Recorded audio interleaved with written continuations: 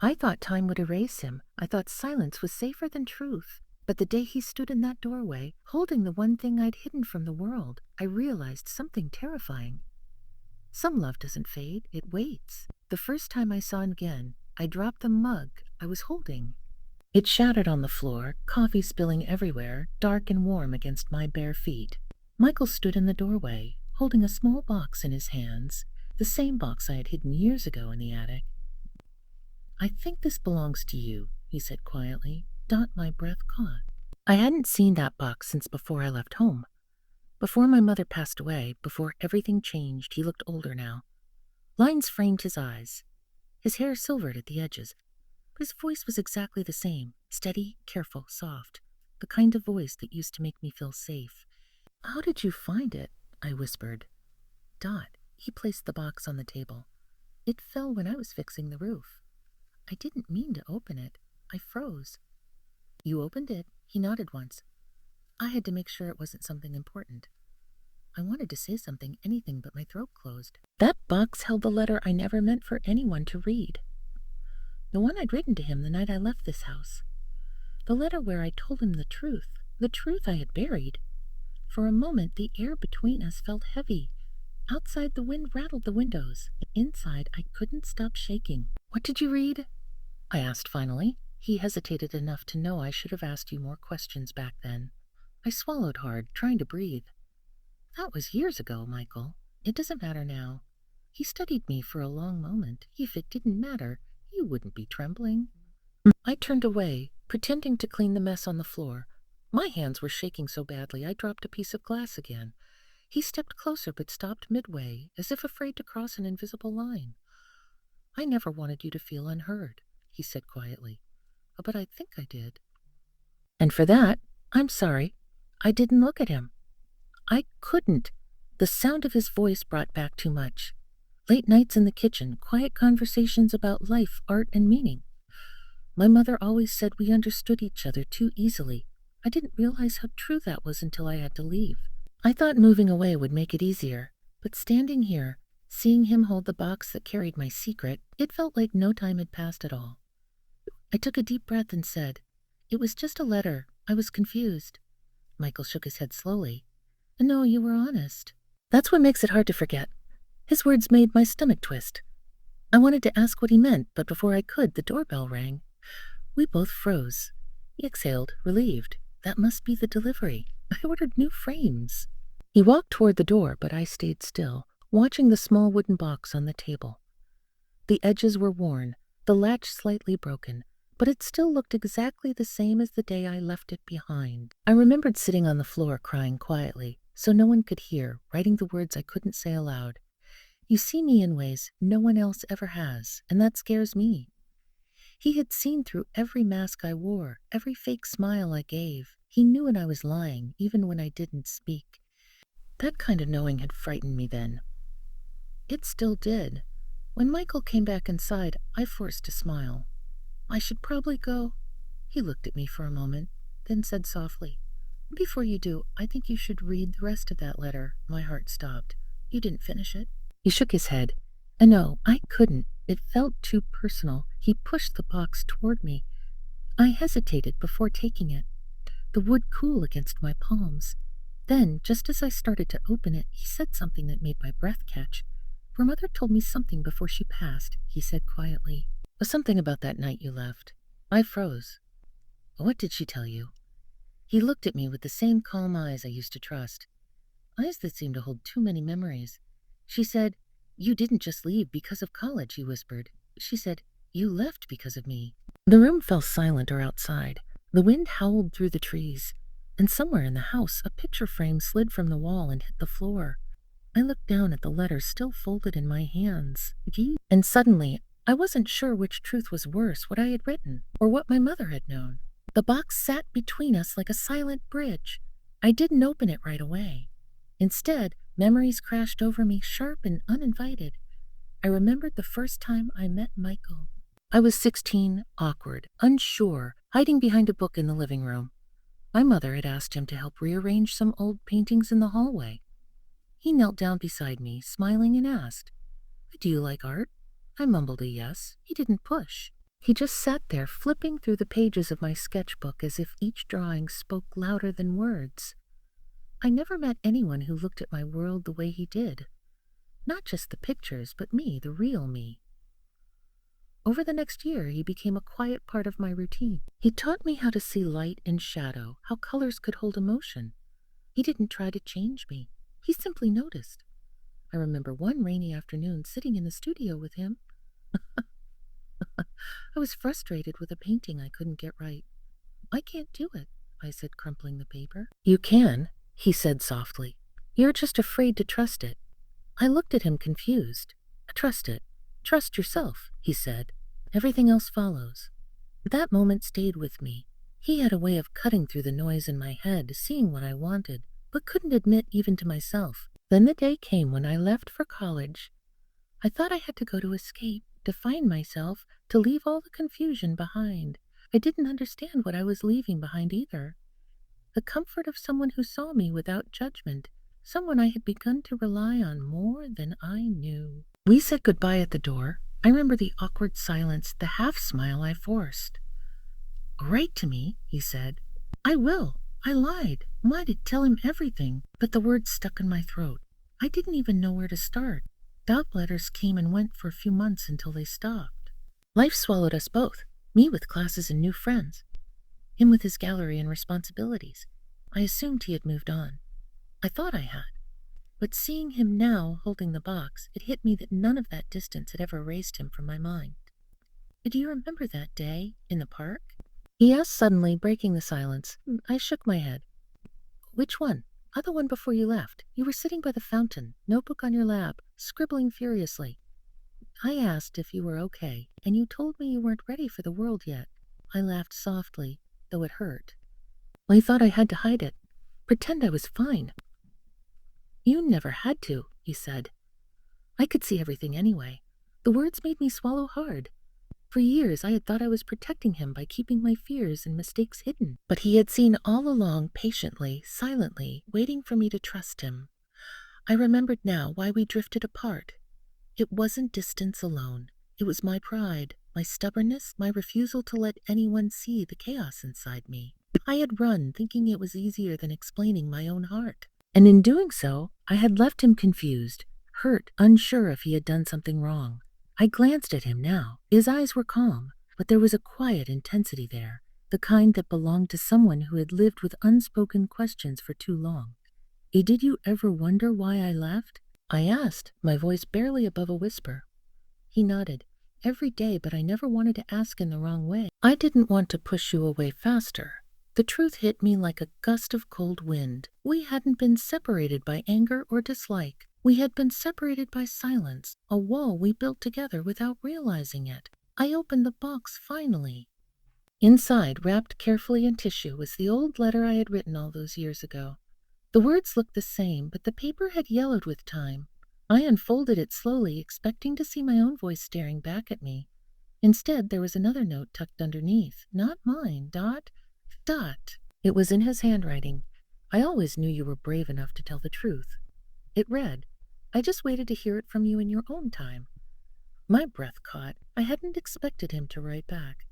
I hadn't expected the past to answer me like this. For the first time, I realized the story I had been telling myself, that I had lost him, that he didn't understand was incomplete. There was more to our past than I had known. And in that moment, the quiet understanding between us deepened. The box, the letter, the memories. They weren't just fragments of yesterday. They were a map leading back to each other, but there was still one thing I didn't know. One secret he had never told me, something that could change everything I thought I understood about our past. I looked up at him, my heart racing. There's something else, isn't there? He hesitated just long enough to make me wonder if some truths were meant to stay hidden, or if the next revelation would change us forever. The front door slammed behind me, and I froze. Michael was already there, standing in the hallway, holding the box between us like a fragile truce.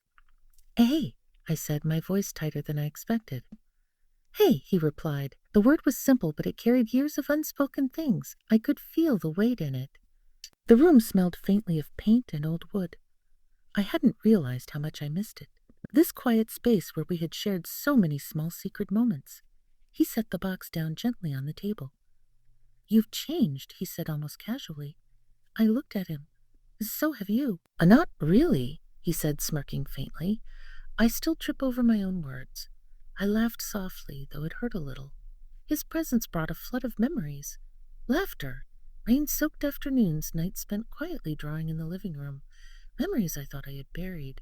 "Do you want to sit?" he asked, gesturing toward the couch. I nodded and we sat, the box between us. The silence stretched, but it wasn't uncomfortable. It was tense, like the moment before a story begins again. "I found your letters," he said suddenly, his eyes searching mine. "The ones you never sent." I swallowed hard. "You read them?" I didn't. Not all of them. Just enough to know you were scared. That you felt lost. That you were trying. I wanted to speak to explain everything, but the words tangled in my throat. Instead, I nodded, letting the moment speak. For a few minutes we just sat, hearing the faint hum of the refrigerator, the distant sound of traffic. I realized how much I had missed the quiet with him, how much I had missed him. How much I had missed him. "Do you remember the night before I left for college?" I asked, my voice barely above a whisper. He nodded. "You stayed up until 2 scribbling in your notebook, muttering to yourself. I thought about knocking on your door, but I didn't." "I'm glad I didn't." I smiled faintly. "Why?" Because I realized you were leaving not because of anyone. You were leaving to find yourself. And I didn't want to be the reason you stayed." The truth landed in the room like a soft weight. I hadn't thought of it that way before. I had blamed him, blamed everyone for the ache I carried. But it hadn't been him. It had been time, distance, fear. I reached for the box slowly, lifting the old letter. "There's something else," I said. He looked at me, calm but alert. "There's something you didn't tell me." I shook my head. "No, something I never realized." "Look at this." Inside the box was the note he had left beneath my letter. The one that said he had always known I was brave enough to tell the truth, that he had waited for me in his own way. "I didn't know you felt that," I said, my voice trembling. "I thought I lost you. I thought you stopped caring." "I never stopped caring," he said quietly, but with a sharp edge of feeling. "I just didn't want to push you. I wanted to see you trust yourself first." The words hit me harder than I expected. For years, I had run from the idea that someone could understand me this completely. And now here he was sitting across from me, holding the past and the present together in one fragile moment. I kept thinking if I left, I could start over. I admitted that maybe life would make sense somewhere else. He reached out and lightly touched the edge of the box. "Life makes sense when you face it, not when you run. You've been brave all along, even when you didn't know it." I looked at him, really looked. The calm in his eyes, the subtle warmth in his voice, the quiet way he saw me, it all pressed into my chest like I've been holding my breath for years. Then he leaned back slightly, and for the first time, I noticed the subtle hesitation in his movements. "There's something I should tell you," he said, his tone catching. I leaned forward. "What is it?" He looked away briefly, as if measuring his words. "I never told your mother how much I wanted to stop you from leaving. But I didn't. I thought it was your choice. I respected it. I still do." I swallowed. My heart thudded. The room felt smaller, tighter, filled with the unspoken tension that had existed for years. "I wish I had known," I whispered. "Maybe it doesn't matter," he said softly. "Because now you're here and we have a chance to fix some of the silence." I know, Ernest. The words hung in the air between us. I wanted to nod to say yes, to step closer, but fear and disbelief lingered. Then he reached out and touched my hand lightly, just brushing my fingers. The contact was brief, hesitant, but it sent a jolt straight to my chest. "You feel that?" he asked, almost smiling. I nodded, unable to speak. I did feel it. The pull, the connection, the memory of all the moments we had shared, threaded through years of distance. And then the unexpected happened. A knock at the door startled us both. Michael froze. I turned. Startled. My heart racing. The visitor wasn't expected. And when the door opened, the person standing there held something that could change everything between us. A reminder of the past that neither of us had anticipated. The box, the letters, our long silence, none of it mattered compared to this Dot. And in that moment, I realized the collision of the past and present was only beginning. The knock on the door had faded, leaving an echo in the hallway. Michael and I stood frozen, the box between us, our hands almost touching. I looked at him. Who is it? He shook his head slowly. Is someone from the past? Someone who might explain a lot? My stomach tightened. For a moment, I thought I might be ready for whatever truth was coming. But deep down, I wasn't. The door opened again. A woman stepped inside, holding an envelope.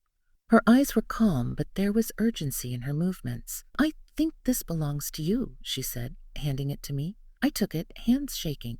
The envelope was thick, heavy with secrets. No name, just my handwriting on the front.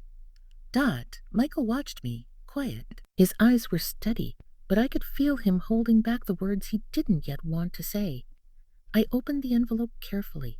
Inside was another letter, one I had written the night before I left, long forgotten, folded and tucked into an old book Dot. As I read, I realized the words weren't just mine.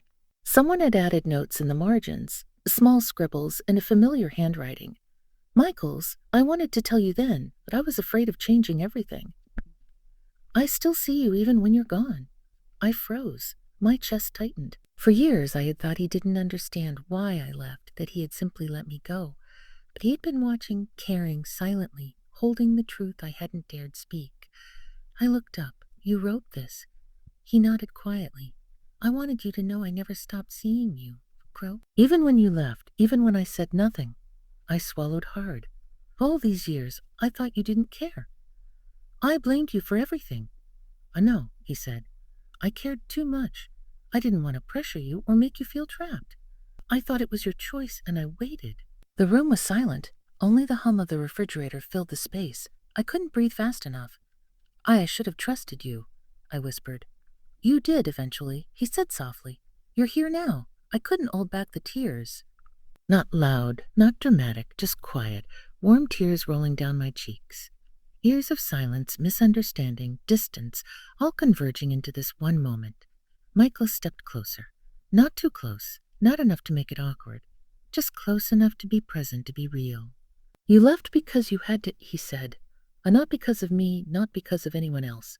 I nodded, the weight in my chest easing slightly. I ran because I was scared.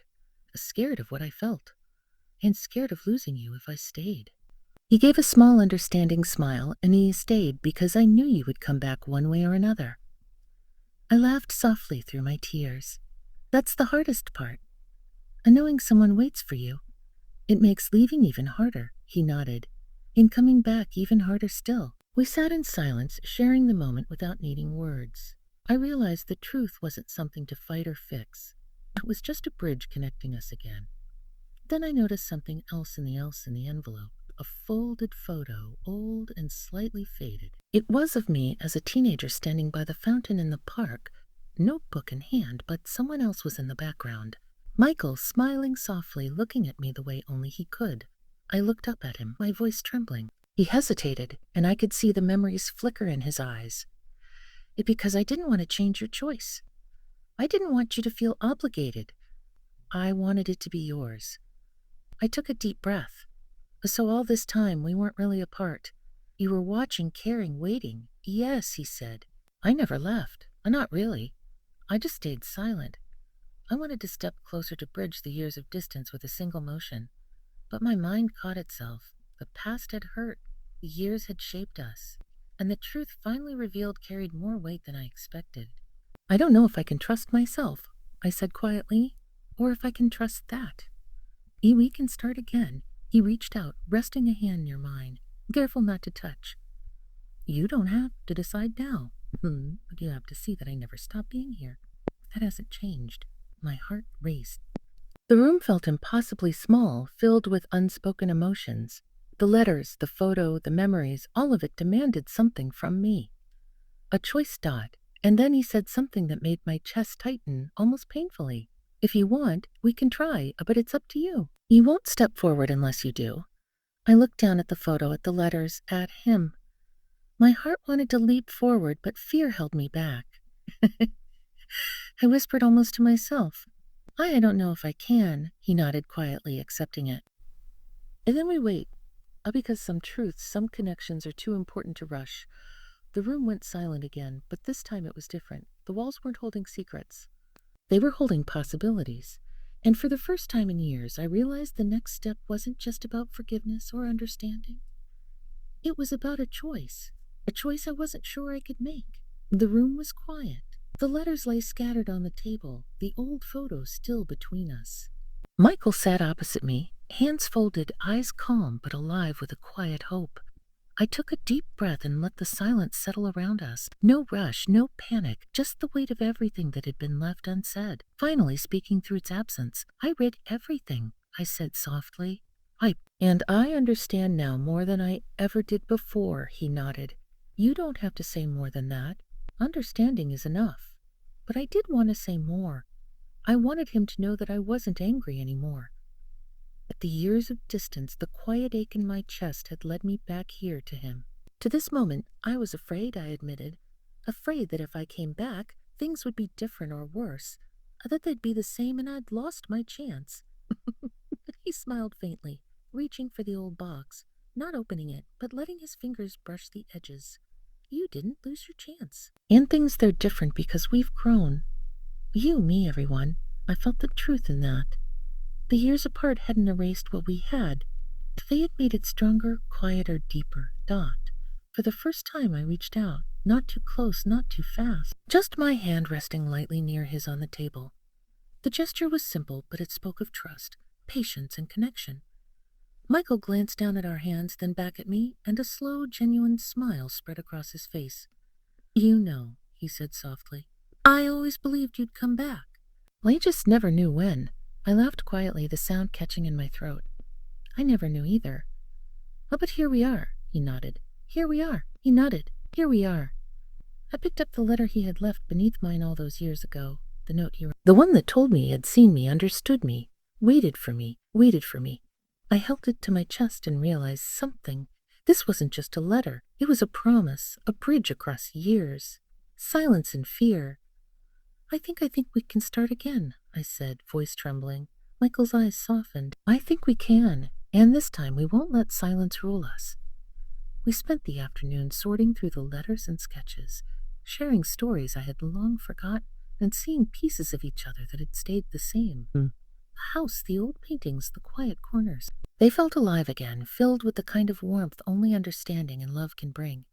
Later, as the sun began to set, I noticed one final envelope tucked behind the stack of letters. I hadn't seen it before. Curious, I opened it. Inside was a small card. The words were simple. No matter the years or distance, some connections never fade. Look for me where the light touches the walls, and you'll find me there. I looked up.